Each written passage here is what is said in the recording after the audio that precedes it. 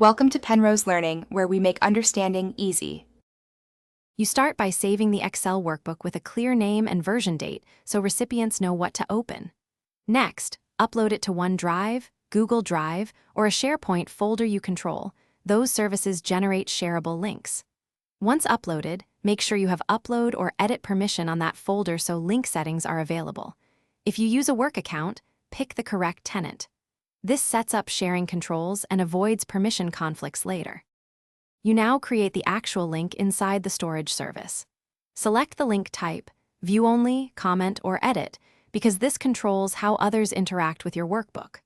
Once done, customize security, set an expiration date, require a password, or restrict access to specific domains or users.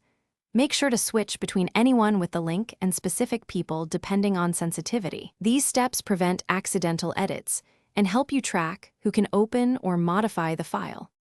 You finish by delivering the link with clear instructions in an email, chat, or calendar. Invite so recipients know what to do. After sending, verify access by opening the link in an incognito window or on a different device, and ask one recipient to confirm they can open or edit as intended. If something goes wrong, recheck sharing permissions, link type, and organizational tenant restrictions.